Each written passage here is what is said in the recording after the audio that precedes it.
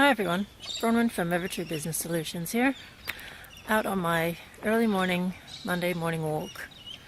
I like the early morning. It's a really good chance to get a head start on the day, and especially on a Monday morning it's a really great opportunity to maybe prepare for the whole week, and also, I also do a bit of a review of last week and just see how did things go last week, what was going really well and what I can do a bit better this week.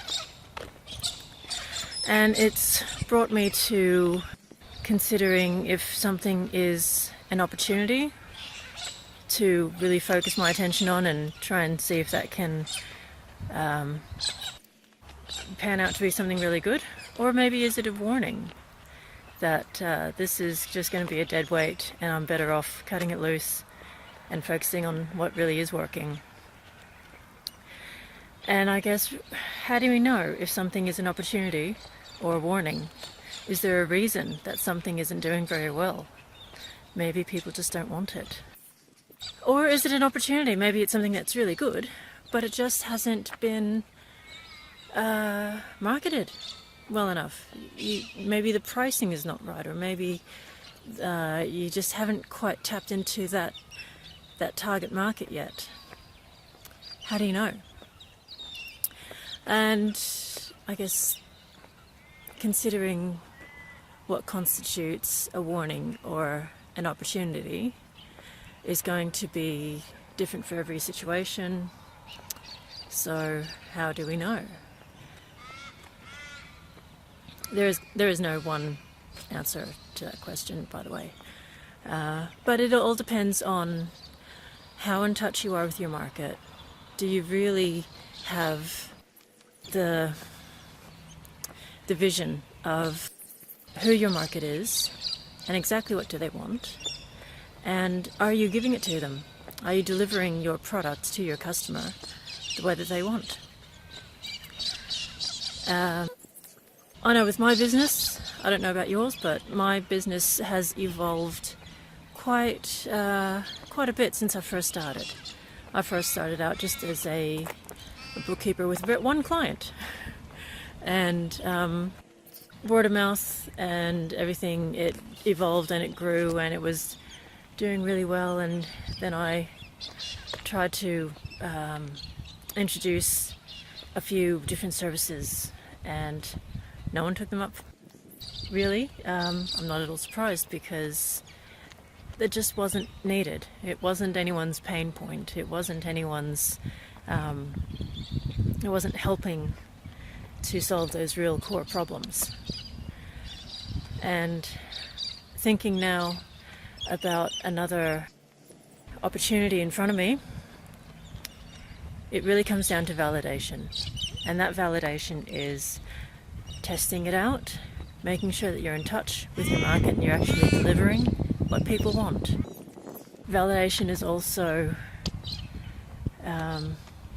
it's necessary in everything you do, even the things that your business does really well. That validation would be the feedback that you get. Are you listening to the feedback? Are you hearing what they're saying? Is it great, but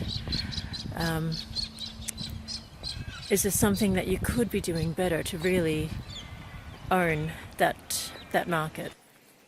And what do we do to test out an opportunity and protect ourselves in case it is just a warning, in case it is something saying, no, there's a reason that this isn't working, it's because it's no good?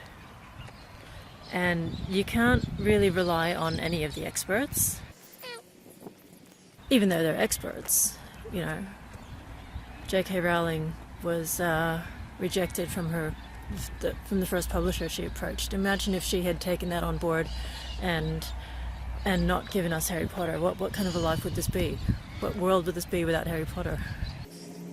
There's lots of examples of really successful people that were knocked back time and time again, and they just kept going, and that persistence did pay off. But it wasn't doing the same thing. It wasn't persisting with the same idea, the same concept. It evolved as they got in touch with what was actually needed. And you can't even ask people what they want. I heard a quote recently about Henry Ford. And he said that if he had asked people what they wanted, they would have said faster horses, and then we would never have had the car. But being in touch with opportunities to make life better, that would be really cool. Do you really have that? Do you have that finger on the pulse of this is something that's going to be great, it's needed, it's going to change the world, and it might take a while for the idea to take off, but it would be so worth it, wouldn't it? Now, my specialty is in the numbers. I know that numbers never lie. And I can even help people who would say, I'm just not a numbers person. I can even help them to sort of understand what's going on in their business through the numbers. It's very simple methods and techniques to use. You can check out my website to find out more if you want. But I hope that your Monday morning goes really well. I hope that you have a great week, and I'll see you next time. Bye for now.